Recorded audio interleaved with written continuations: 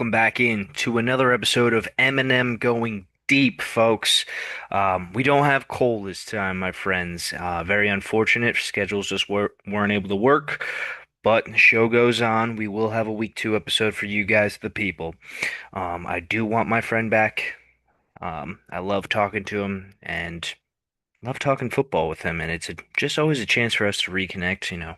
Lives pull us in different directions, but this podcast brings us together. That's what we got. But well, it was a good, fun, exciting week one. A lot of storylines, a lot of things to talk about, a lot of things to digress about. But we'll kick it off with first down reviewing last week, week one. Last Thursday, we obviously had the Cowboys and Eagles. Eagles came out on top 24 to 20. A little bit of a surpriser. Eagles were favored, I think, 8.5 by the end, like right before the game started. Good first game. Cowboys came out fighting, man, and they showed a lot of fight by going down the field and scoring on the Eagles almost effortlessly in the first half. Like, Eagles defense could not come up with an answer for Dak Prescott in that offense. Javonte Williams had two rushing touchdowns. Obviously, the big storyline of the game was Jalen Carter deciding to spit on Dak Prescott, and then it later came out that Dak Prescott spit at the feet of Jalen Carter and then got in his face, and that's why Jalen Carter spit, yada, yada, yada.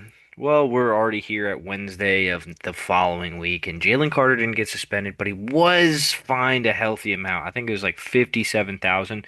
They said that the him getting kicked out of the game and actually not playing a single down counted as a one game suspension, so that's what they counted it as. Jalen Carter's comment is, "I'm on to Kansas City."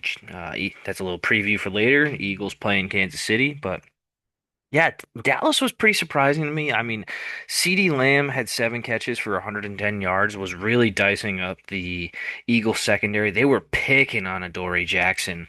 But the big thing, though, at the end of the game is CeeDee Lamb just not able to come up with a few catches that, a stud wide receiver like himself should probably end up coming down with. And I would say the throws that Dak was making were pretty impressive, putting the ball right where he needed to in order for CD to make a play, and he just wasn't able to. Eagles, I would say, kind of escape with a victory here because Dallas could have probably threatened them to answer on a couple of these drives. Um, also had like a crazy rain delay in this game. Um, was like an hour and 15 minutes. Was a little bit wild. But Eagles 24, Cowboys 20. We'll see what they have this week.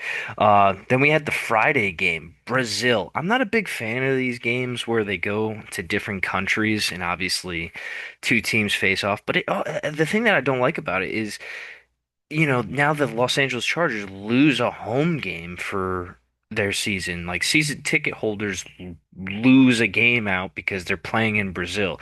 I understand the point of growing the game, but I feel like there are better ways to do it. But yeah, I guess they have to go to a different country in order for those to like bring those fans in and like show them a good product.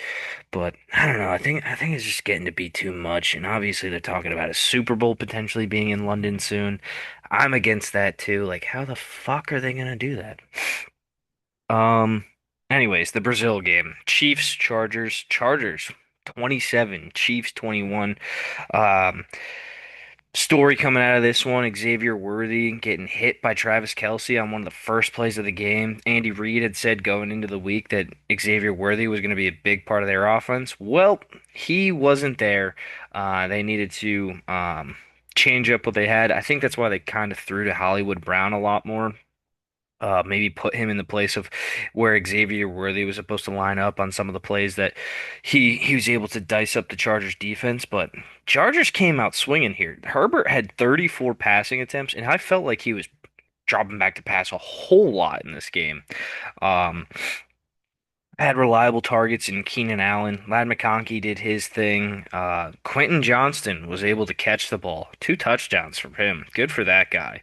Obviously, a lot of jokes made about him not being able to catch the ball his first two seasons in the NFL. So it was good to see him come back, kind of revitalize his career a little bit, and be the guy that we all remember at TCU. You remember that national semi.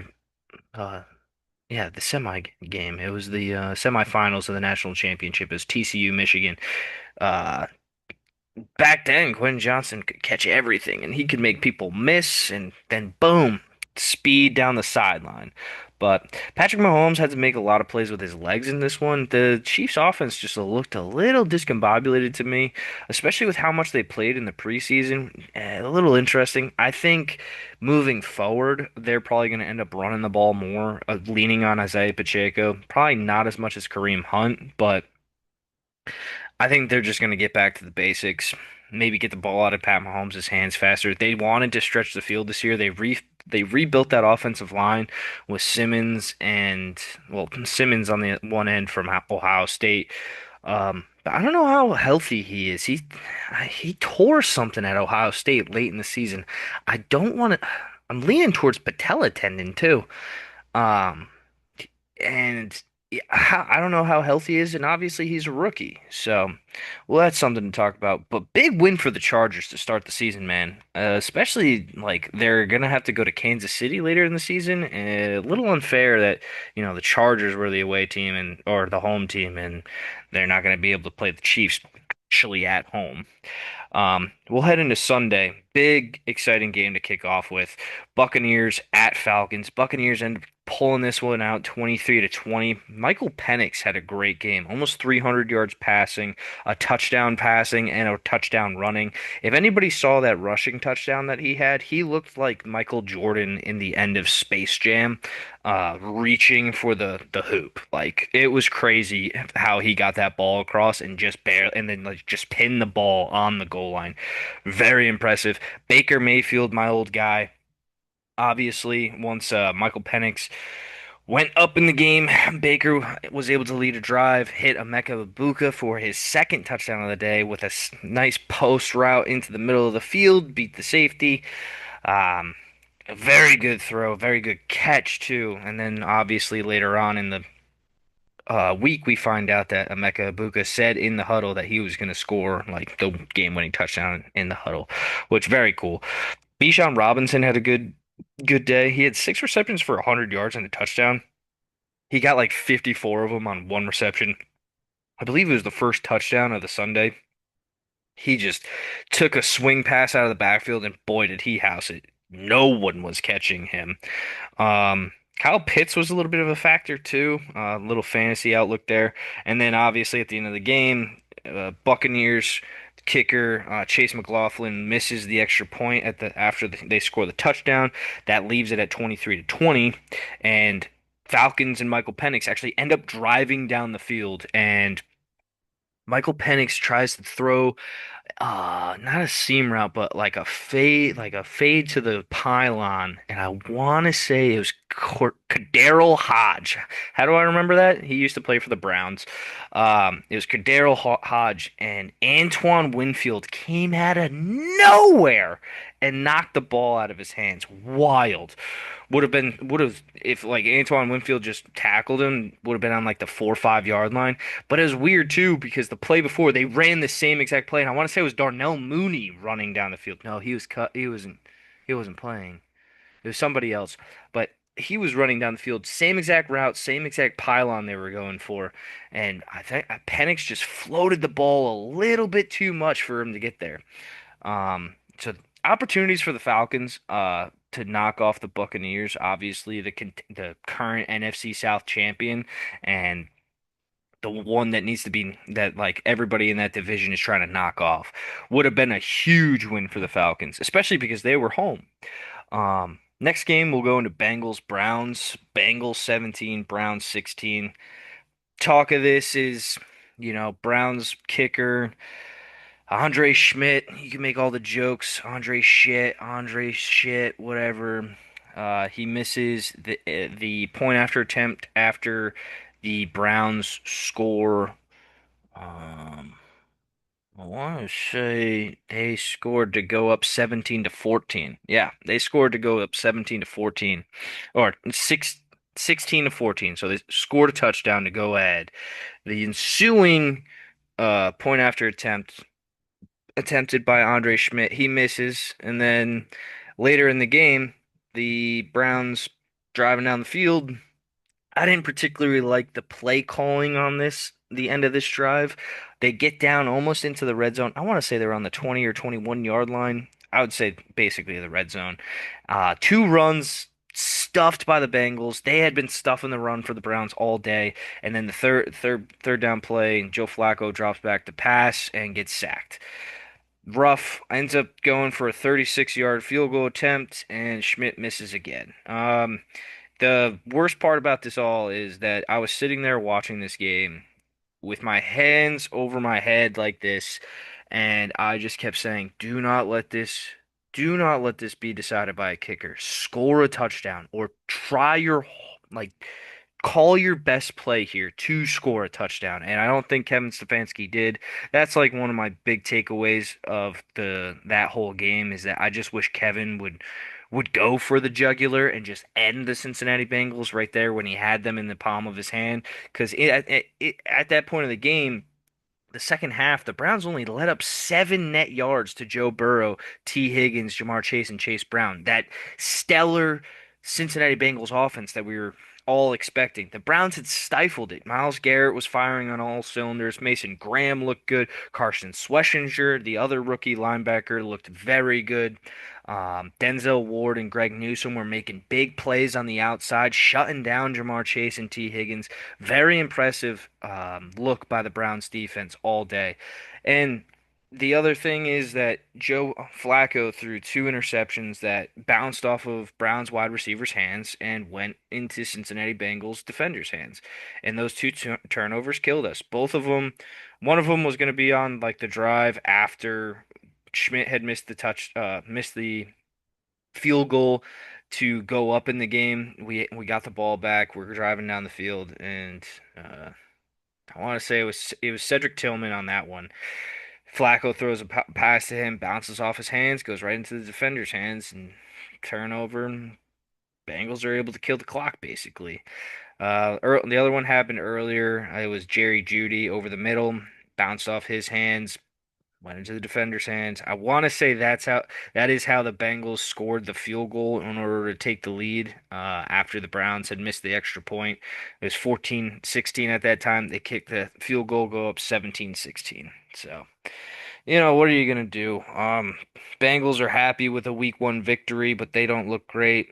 Some Browns fans are happy that we should have won. Like a lot of our players looked good in this game, I would say, and it's encouraging, but when you have a team by the throat, you just can't let them get away. And that's like the biggest disappointing thing like about that is the Browns in all categories should have won that game. All right, next one, we got a stinker on the hands. Dolphins at Colts. Colts 33, Dolphins 8. Dude, what is going on in Miami? Mike McDaniel just looks like a coach that his team does not respect whatsoever, and they're just doing whatever the hell they want. No one's trying, and Tua looks so bad. I think it might be over for everybody involved in like this Tua experiment and Mike McDaniel and the GM. Like all three, I'm pretty sure probably going to be gone. The pending loom over this is like, what are they going to do with like a Tyreek Hill, a Bradley Chubb? Are they just going to sell off all these pieces in order to accumulate draft picks in order to rebuild? We'll see. But I just know one thing. I don't think Mike McDaniel's going to be there by the end of the season. It's looking bad. On the other side of the game, we got the Colts. Daniel Jones was able to lead a successful drive for points on every drive during this game. Um, Obviously, led to 33 points for the Colts. Um, I don't think Peyton Manning or Andrew Luck in any of their starts for the Colts were able to do that. That's impressive. That's just an impressive stat. Colts just look good, but it may be overstated because of how bad the Dolphins looked. And even though the Dolphins had got 8 points in this one, they didn't really because they scored a garbage time touchdown at the end of the game when it was already 30-8, 30-0. But let's move on. Raiders at Patriots. I didn't see a lot of highlights out of this game.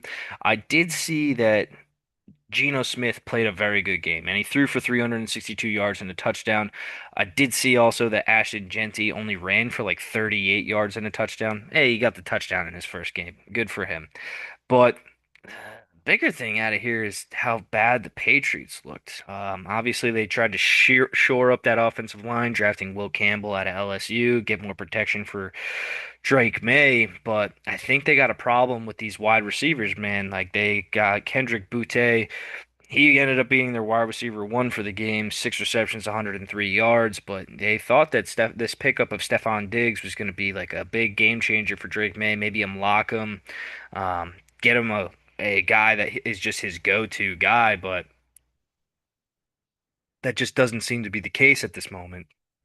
Maybe develop some more comfortability with these guys later down the road during the season, but at this point in time, the Patriots offense looked pedantic. So something to look forward to. Next game, the game I didn't pay any attention to, Cardinals at Saints. Cardinals pull one out 20-13. I don't really got much to say about this. Trey Benson ran for 69 yards. The Saints jerseys looked terrible. I don't know what they were trying to do there. They looked like a MAC team from college football, but absolutely terrible. Next game, fun one. Steelers 34, Jets 32. Justin Fields looked really good in this game. Was able to throw the ball downfield, was connecting with Garrett Wilson. Breece Hall was able to find a lot of openings, ran for 107 yards. Um, Big issue though is you let up 34 points to the Steelers, and Aaron Rodgers, that guy you guys let get away, threw for 4 touchdowns. What's crazy to me is that Colt picked the Jets in this game, and he even was saying that he's going to be rooting for the Steelers this week. Wild to me that he didn't pick the Steelers, especially because he's such an Aaron Rodgers guy. But Aaron Rodgers looked very good. Throwing the ball, that is. He still does lacks the ability to move in the pocket like he used to. He doesn't have that escapability he used to, and that's just part of getting old. Just don't have that fast twitch anymore. I mean, I'm getting up there 31 and I ain't got it anymore. Used to. But Steelers pull out a victory 34-32 on a 60-yard field goal by Chris Boswell. But boy, that guy's got a leg. And if anybody saw the hit that Jalen Ramsey had on Garrett Wilson in order to end the game, that's some form fit tackling, I'll tell you. Next game, we got Giants at Commanders. Giants 6, Commanders 21. Um, I think the Commanders should have been able to put up more points on the Giants than 21. Jaden Daniels had a okay day, I would say, at the office. 19 for 30, 233 yards and a touchdown. Bill Krosky Merritt, he had 82 yards and a touchdown. Big for them. They have a running back that they can entrust. Obviously, they still have Eckler too, but they got this rookie running back, and he looks spry, and he looks like he's got that nice fast twitch, speed. Giants, whew, that offense looked terrible, and a lot of people on the Giants, I'm just gonna say it, Malik Neighbors just looks disengaged. He just looks like he does not want to be there if Russell Wilson is the quarterback. And if that's the case, Dable, you can't keep starting him. If your star wide receiver absolutely does not want to catch the ball from him slash isn't getting the ball from him, you can't start this guy. You gotta put somebody in there that's gonna make a difference. I texted one of my buddies that I think it should be Jameis Winston, and they should just skip over that Jackson's Dart. But if your offense looks this piss poor, you got to make a difference. I think Russell Wilson was holding on to the ball way too long, was not forcing the ball in there into tight windows. It was just throwing it away. If you put Jameis in there, he's gonna try and throw it into any tight window he sees because he thinks he can make every throw on the field.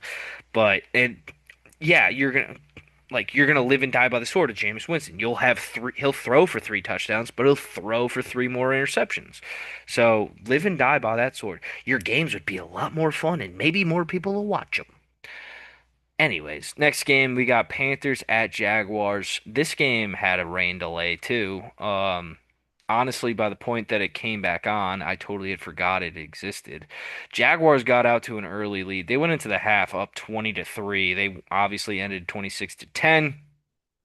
Not a lot coming out of that Panthers offense, which is a little sad. Like Bryce Young and those guys made a lot of plays at the end of this last season, and there was a lot of talk about them making another step, maybe two. I don't know.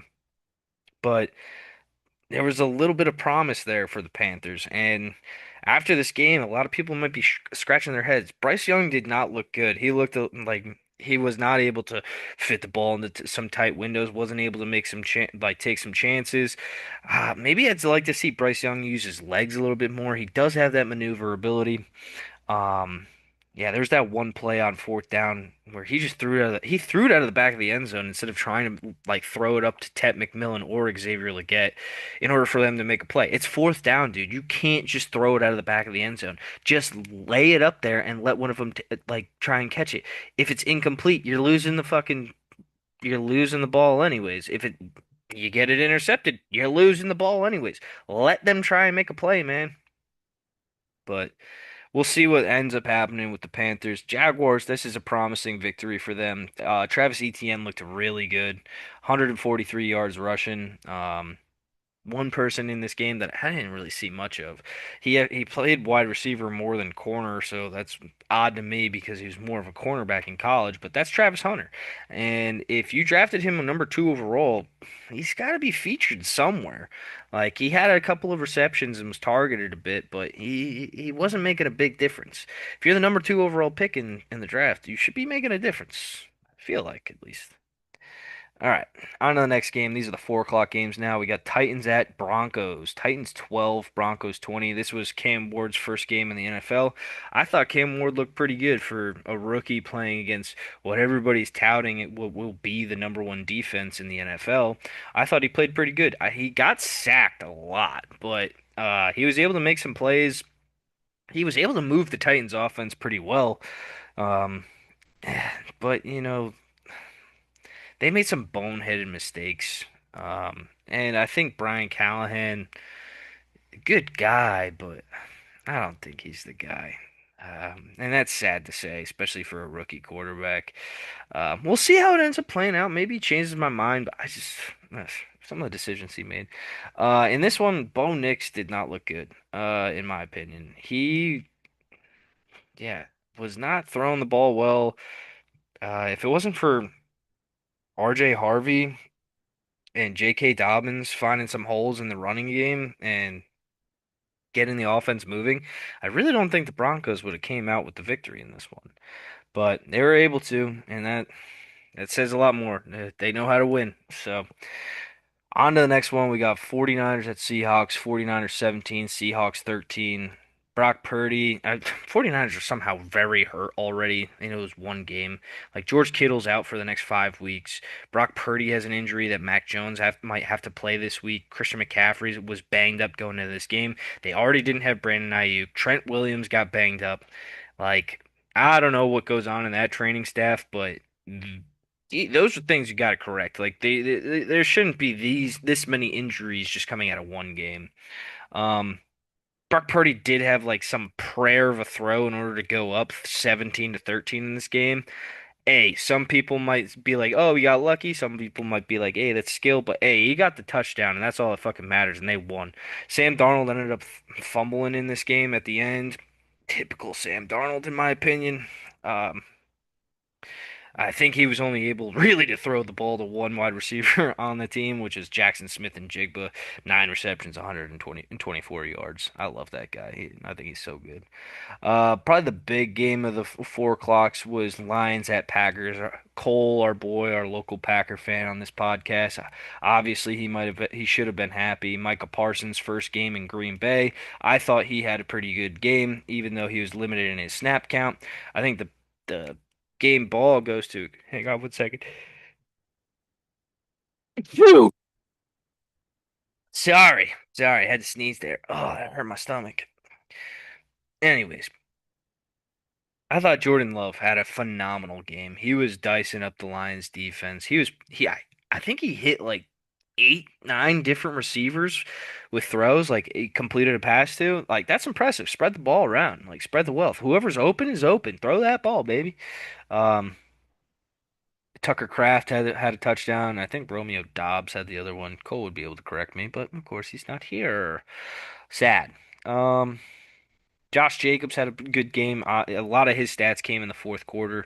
Really, Packers were just trying to ice the game, and Josh Jacobs was just finding holes and getting first downs, and that's what he does. And it was like he's just a bell cow, man. Lions, this was scary.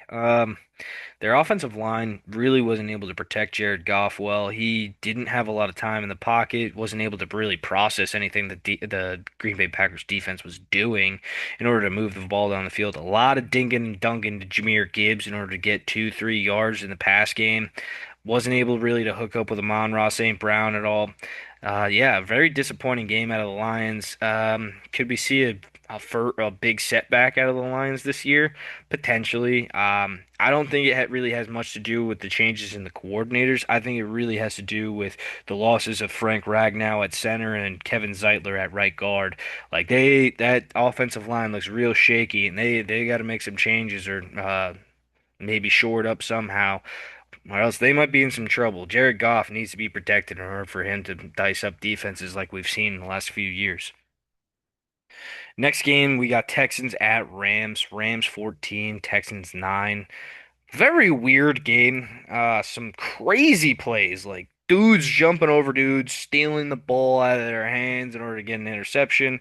If anybody saw the linebacker from the Rams with the peanut punch at the end of the game, one of the best peanut punches I've ever seen. Like they were just going at each other head to head, and he just fucking jabbed with his right arm. Boom! Pop that ball out. Ding, ding, ding, ding. Rams recover it, win the game. Also in this game, Puka Nacua got hit in the head and was bleeding like out of his like above his eye. You saw the blood just rushing down his face. He had to leave the game for a while, and then also when he came back in, they were like, "Oh yeah, dude, you got to go get evaluated for a concussion. Anytime you're bleeding from your face, you got to go get evaluated for a concussion." I'm not disagreeing with it, but something that could have happened when, they were patching up his face from the cut. Yeah, could have happened simultaneously. Matthew Stafford looked pretty good, but this was just a gritty Rams win. And the Texans offensive line, even though they I don't know why they traded away Laramie Tunsil to the Washington Commanders and then added a bunch of linemen in like free agency and stuff, and it does not look good. Like these changes don't look good. Um, but we'll see. Um, here we go. Sunday Night Football, Ravens at Bills. Bills 41, Ravens 40. If you watched this game and went to bed, I don't blame you because the Ravens were destroying the Bills. Derrick Henry could do whatever he wanted when he ran the ball. And then when Lamar dropped back to pass, didn't matter. He was going to run for 20 yards or throw it to Zay Flowers for 40 yards. Like the Ravens were dicing up the Bills defense. But the issue was the Ravens defense could not stop Josh Allen at all. Every time the Ravens, like there was a few times where the Ravens would score and the Bills would have to punt, but it felt like the Ravens had the knockout punch on the Bills like 4 separate times in this game. But obviously, what ends up happening is it goes to 40 to 25. Bills punted, and Ravens are just trying to run out the clock, and it kind of becomes conservative John Harbaugh, and he ends gives the ball to Derrick Henry, and Ed Oliver is able to strip Derrick Henry of the ball. Josh Allen throws this wild pass that gets tipped, and then Keon Coleman catches. Bang! Game's 32-40. Next thing you know, Ravens have the ball. Bills get them to fourth and two. So three straight downs of running it. Got the clock down a little bit, but not a lot. And instead of going for it, obviously the Ravens were backed up. They're on like their own like I want to say like the 38-yard line, 40-yard line. Um, and they decide to punt, make the field longer for Josh Allen. In that aspect, I honestly think they should have gone for it and ran it. Like I said, Derrick Henry was dicing them up all night. Like even if it was 4 yards, I would have probably gone for it. He was running that well. And Zay Flowers was crushing them too. And even if you just run a play where like Lamar uses his legs, I think you get it. And the other thing side of the coin is if you don't, tell your defense to let Josh Allen score. Like if he fucking gets a completion, don't even tackle the receiver. Let him score. Give yourself more time. You had three timeouts still. Like you were in a shootout. You might as well fucking lean into the shootout. But that being said, Josh Allen gets the ball back after the Ravens don't go for it. They score, tie the game, and then yeah, somehow get the ball. They get the ball back and then kick a field goal, and boom, win the game. Wild, wild. Monday Night Football, Vikings at Bears, also a wild one. We had some good primetime games this week. Vikings 27, Bears 24. Caleb Williams came out firing. Um, but after that first drive, I wasn't impressed. He scrambled around a lot, honestly, with reckless abandonment, and I don't think he kept his eyes downfield at all.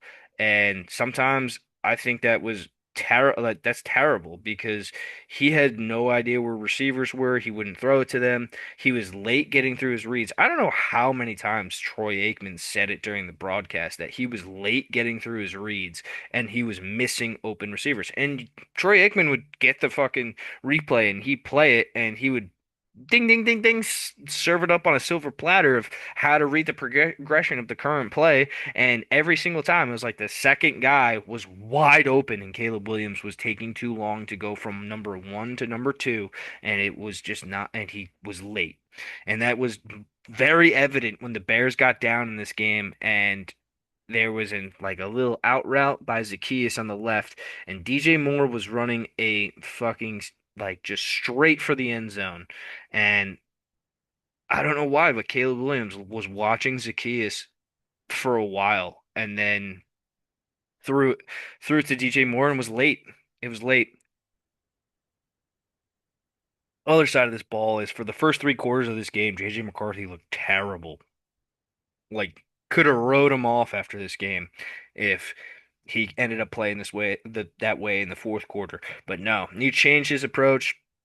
I wouldn't say change his approach, but let me rewind that. They started to be able to run the ball a little bit. They were finding some holes in the Bears defense with Jordan Mason and Aaron Jones, kept grinding with the run play, and then it opened up the pass game. He was able to find Justin Jefferson a few times, get a touchdown to him. He was able to utilize a nice fake and then run for the end zone another time.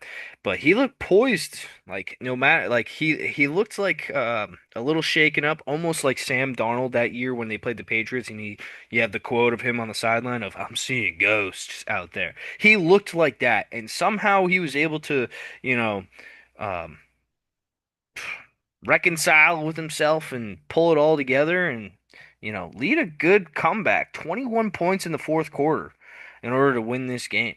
Like that's a good comeback out of I would say a rookie quarterback. Obviously, he had the injury last year and sat out all the whole year, but yeah, it's his first NFL game. He's a rookie. Wild. Wild. Watch out for those Vikings, man. They got a lot of pieces to the puzzle. And a lot of things were just centered around like what is JJ McCarthy? But I digress. All right, let's head into week two, everybody. Everybody's excited for tomorrow night's matchup. We got Commanders at Packers. The Washington Commanders, who made it to the NFC Championship last year, going into Green Bay, both 1-0. Packers 3.5 point favorites. Total over under is 48 and a half. For the picks this week, last week, Cole went 10-6 in all of the games. I went 9-7. If anybody wants to keep track of this, and I'll get to the other things as we go along. So Commanders Packers. I think this could be a pretty high scoring game. I think that. I feel like Thursday night football is it's kind of like a like just what do they call it? Like a blind dart throw. You never know what you're going to get out of it because sometimes you get really clean, crisp football, but other times you get really ugly football because it's a lot of pressure in order to get a full week's prep in for a team in only 4 days. And yeah, it's just hard to do that with teams. I'm excited for the matchup between Jaden Daniels and Jordan Love. Should have some good weather in Green Bay. In this game, I'm going to take the Packers. I really liked what I saw out of them. I think they have the better defense out of the two teams, but I'm going to take the Packers. I'm excited for this game. All right, let's head into Sunday. We got first game on the docket, Jaguars at Bengals. Trevor Lawrence against Joe Burrow, rematch of what, 2019. Um, Nat national title game, LSU, Clemson of those quarterbacks. Bengals 1-0, Jaguars 1-0. We got Bengals 3.5 point favorites at home. Total is 48 and a half. I really don't know what the Jaguars are based off of last week playing the Panthers. I would assume that the Bengals offense is probably going to find more a bit ability to move the ball, like unlike how they were last week against the Browns. And I told you guys going into that game that the Browns always play the Bengals tough, especially when the Browns are home. I was pretty confident going into that game that the Browns were going to win, and they should have. But obviously the Bengals come out, win the game, but I don't really know what to make of them, and I don't really know what to make of the Jaguars. But I think I'm going to go Bengals, lean Bengals here. One thing out of the game last week is I kind of was a little impressed with the Bengals' run defense against the Browns, and I think they'll be able to stifle Travis Etienne. And I'm not overly impressed with Trevor Lawrence still. Like he was like talked about like as like a messiah almost coming out and like at Clemson, and I just don't see it, man. Next game, big rivalry here. Got Giants at Cowboys. Both teams 0-1, but Russell Wilson is apparently going to start again. Somehow the Cowboys are only 5.5 point favorites. I guess maybe because it's a divisional rivalry, but I don't want to talk about this game much until Russell Wilson is not the quarterback of the Giants anymore. I'm taking the Cowboys. Next game, more divisional rivals. We got Bears at Lions. Lions are 6.5 point favorites over the Bears right now. I guess maybe that like Vegas is thinking like the Lions got beat up last week and they're home and they're just gonna torch the Bears. Not really sure about that one. Like if anybody remembers the Thanksgiving Day game last year, um, the Bears were almost able to beat the Lions. Matt Eberflus fucked up the timeout situation, which ended up being why he got was one of the reasons he got fired, but was terrible. But the Bears were able to push him to the brink. And you don't think Ben Johnson, the new head coach of the Bears, is going to go in there and try and beat the shit out of his old team? Like make a statement? Come on. 6.5 is a little much for me, but I'm taking the Lions. I think they do get back on track, and I don't think 6.5 points though. I don't think they're beating it by a touchdown. Next game we got Rams at Titans. Rams are 5.5 point favorites. It wouldn't surprise me if the Titans cover this game. I think the Titans defense is slept on. Their defense last year was good. They were able to stifle Joe Burrow a little bit, even though they were so fucking bad on offense. So it wouldn't surprise me if the Rams were not able to score and the Titans are able to keep this close. But I'll still go Rams here. A lot of favorites, Kyle.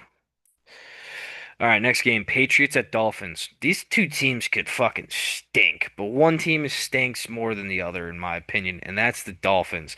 What's crazier is that the Dolphins are 1.5 point favorites. I think where that's coming from is Christian Gonzalez, the cornerback for the Patriots. If he doesn't play, that that is a he didn't play in week one. That could be a big loss for the Patriots in this week two matchup with having to cover Tyreek Hill and Jalen Waddle. I could see that being the issue. Also, not sure how good the Patriots defense is. Like, honestly, I'm gonna go Patriots though. I don't really understand that line with how bad the Dolphins looked at last week.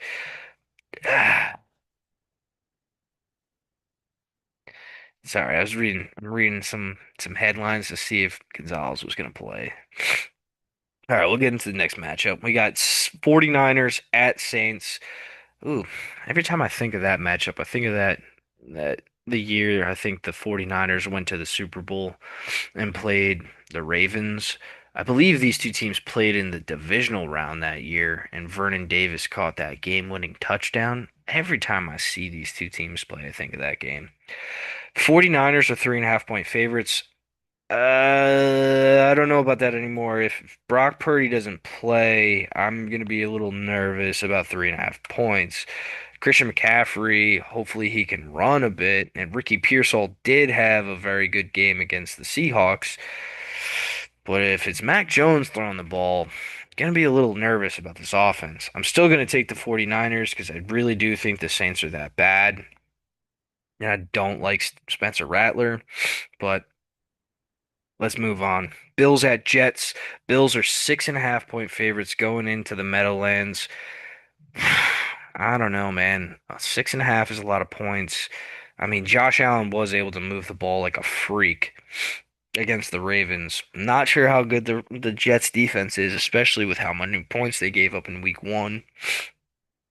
Um, I'm like obviously for picks, I'm going Bills because it doesn't have to do with the lines, and I think the Bills will win. But just something to think about for my pick six coming up. Seahawks at Steelers. Steelers are 2.5 point favorites at home. Seahawks defense looked good. Obviously, Reek Woolen and all the guys that they've shored up that defense with over the years. Devin Witherspoon. Steelers, though, like, what is that defense? Like, everyone on that defense is aging. We got TJ Watt, Cam Hayward. The guy they drafted in the first round, I think, got banged up. He's not going to be available. They had that linebacker too that they had last year that was out of North Carolina State. He was pretty good. Obviously, Jalen Ramsey made a big difference in the last game. Um, and then Alex Highsmith as well. They did sign Jabril Peppers this week too, which I thought was interesting. They're just getting all the former Browns players. Steelers are at home. I'm gonna take the Steelers. All right, next game. Oof, I'm dreading this game. Browns at Ravens. Ravens are 11.5 point favorites at home. Um, I could see the Browns losing by 11.5, especially if it gets ugly early. Like they're going to be pressing the ball down the field. Joe Flacco's prone to make mistakes. I will say this though. The Ravens are planning a 30th anniversary like thing of like being founded or whatever for this game, and a lot of the Browns players took offense to that with the known history of like how the Ravens came to be. A lot of Browns fans and players did not like that, and I can just see that being an extra wrinkle in this game. I could see that 11.5 going away real quick. I am very, very, very nervous for this game, though. For how good the Browns played last week and not winning, like I think the team will respond well, but I don't want like there's a lot of young players on this team. I don't want them playing out of like passion, like not passion, but like revenge, I guess. I don't know. I'll take the Ravens to win. All right, 4 o'clock games. Broncos at Colts. We got good old Bo Nix going against Danny Jones, or now Indiana Danny Jones, whatever. Broncos are only 1.5 point favorites going into Indy. Are you buying how good the Colts looked after week one against the Dolphins? And are you writing off the fact of how poorly the Broncos looked in week one against the Titans? I'm still going to take the Broncos in my picks, but interesting, interesting dynamic there. Panthers at Cardinals. Cardinals are 6.5 point favorites against the Panthers. Ugh. I guess maybe everybody thinks it's a Kyler Murray comeback tour. Fuck. I guess I'll go Cardinals. Interesting game. I'll have to keep an eye on that one during the 4 o'clocks. All right, next game we got the big one. Eagles at Chiefs, rematch of the Super Bowl and the Super Bowl of 2023. Um, Eagles are 1.5 point favorites going into Kansas City. So that means Vegas is like favoring that the Eagles are going to win and the Chiefs are going to start the season 0-2. I don't like how the Eagles secondary looked a week ago. I could see, you know, but like Xavier Worthy's hurt, Rashi Rice is suspended. It's Hollywood Brown and a bunch of no names now. Travis Kelce's obviously still there, but I feel like Andy Reid is gonna look at that film and see holes that he can fucking attack. But I did pick the Chiefs twice last week and lose. But all right, I'm going Eagles. I went Eagles. All right. Sunday Night Football, Falcons, Vikings. Interesting matchup here. JJ McCarthy versus Michael Penix. Obviously, both same draft class. Two primetime games for JJ McCarthy to start the year. Does somebody at the NFL know something that JJ McCarthy was going to be a stud or something? Minnesota's 3.5 point favorites at home. I do like how their defense looked against the Bears, especially in that second half. Falcons, they just don't have the dudes on defense. Who's gonna cover Justin Jefferson? Like if JJ McCarthy is able to find, that juice with him, uh, it's hard for me not to take the Vikings in this one. And I see a theme, guys. I do see a theme that I'm taking all the favorites and just my straight up picks. Um, Monday Night Football, we got Buccaneers at Texans. Texans are 2.5 point favorites. Taking the Bucks. No fucking way. Um, I think that Texans offensive line is very bad, and I think the Bucks defense is good. And Todd Bowles is say what you want about him as a head coach, he gets his defenses ready. His defenses are ready to play week in and week out. I'm taking the Bucks. Next game, we have two Monday Night Football games this week. We got Chargers and Raiders. Chargers are 3.5 point favorites. I'm taking the Chargers. I'm not even going to talk that much about this game. I don't think the Raiders are that good yet. Geno Smith does scare me a little bit, as in, like, I know he can string some shit together, and he gets the ball down the field. Brock Bowers did get hurt in that game in week one. Something to look out for. All right. Let's go into third down, best and sneakiest matchups going into this week. I don't have anything from Cole. I think best matchup though, outside of this Eagles Chiefs game, I think is our Thursday night game. I think is the Commanders and Packers. I think obviously two teams on the rise in the NFC. Packers have been in the playoffs, made some noise in the last couple years. Commanders have Made a lot of noise in the playoffs last year, obviously by reaching the NFC Championship.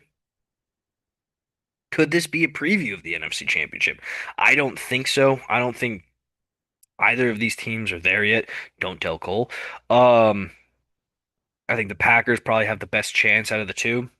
But whoever, however this plays out, I think the four best teams in the NFC are Commanders, Packers, Bucks, and Eagles. Those are the four best teams. If that's our divisional round for the NFC, or is that four teams? Probably I don't want to see Eagles Packers again. So maybe Eagles Commanders in the divisional round, and then Packers Bucks.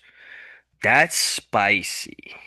I would I'd be very intrigued of what happened in that game, in those games. But I think that's our best match of the week. Sneakiest matchup, I think, is our Sunday fo night football game, with Michael Penix versus JJ McCarthy, Falcons Vikings. I think this is a sneaky good game. I think this is going to be a sneaky good point scoring game. I think Michael Penix can just fucking dice up with that left hand, baby.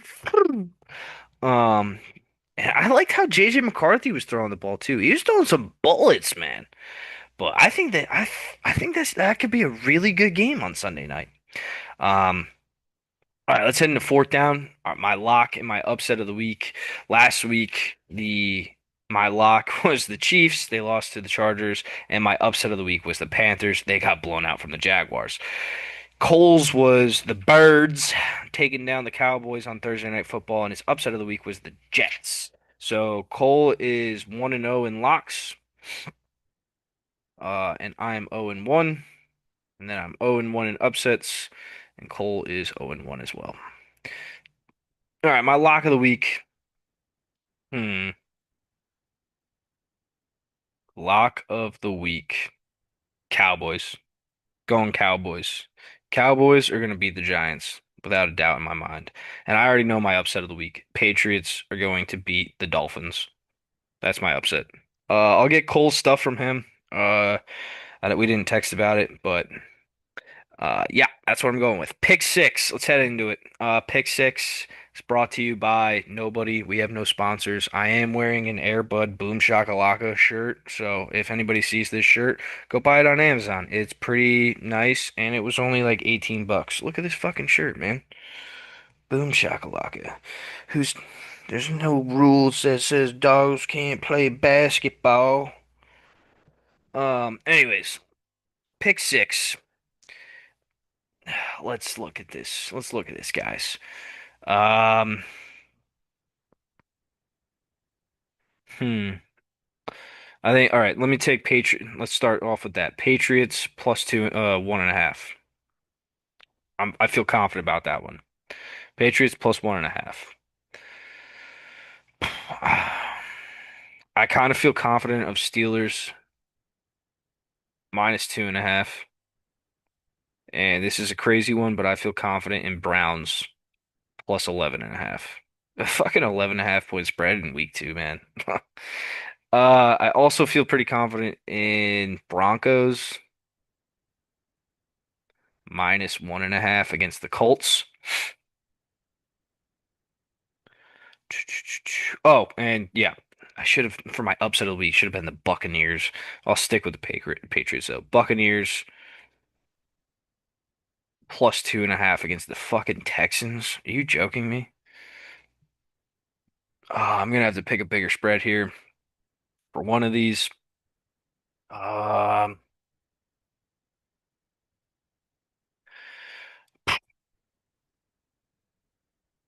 let's take the Bears. Bears plus 6.5. I just think Ben Johnson's going to keep that game closer than what it is. I picked four B teams right in a row. That's hilarious. Um, Closing thoughts. Hopefully Cole and I can get on the same schedule and knock these out. These episodes are way better with him, especially if I'm not drinking and I don't drink during the week anymore. So, yeah, we just got to get on the same schedule, make sure that our stuff lines up so we're able to do this. Um, if anybody's looking forward to college football this week, we have some really juicy games. We've got LSU and Florida. big matchup. Obviously, Florida got knocked off last week by University of Southern Florida, who University of Southern Florida is playing Miami this week. Now a big matchup. Now that University of Southern Florida is ranked, um, a lot can play out this week. Sorry, I'm pulling up the schedule right now, guys. Um, who else do we got? We got Alabama plays Wisconsin. Not really the juiciest matchup. Wisconsin got smacked last year by Alabama. That's just one that came to mind. Texas A&M and Notre Dame play. Yep, I remember that. Mm, yeah, let me talk about this Oregon and Northwestern game. Or Villanova, Penn State. Oh, that's the other juicy matchup. Georgia, number 6, going against number 15, Tennessee. That's a good one. Some good timetables on this one are um Georgia, Tennessee's at 3:30. Southern Florida, Miami's 4:30. And Florida LSU's 7:30. Florida's completely unranked now. The only problem is that Florida and LSU game is going to be going on at the same time as Texas A&M Notre Dame. And I'm a little curious about that one. But that's kind of a wrap, guys. That's all I got to say about the NFL this week. You got my picks. You know how I feel. It wouldn't surprise me if the Browns beat the Ravens. I'm just gonna say that right now. I really hope the Packers win too. My friend Cole could definitely use that. But I didn't hear any of that. I didn't hear any of that. But stay tuned until next week. Hopefully Cole's back. I really miss him. But have a good one, guys. Enjoy your week. Enjoy your weekend. Have a couple beers. You know, that good weather, it's going away. Soon it's gonna be pumpkin patch season. Find yourself a date to a pumpkin patch. I haven't brought a date to a pumpkin patch ever. All right, we'll see you guys. That's Eminem going deep.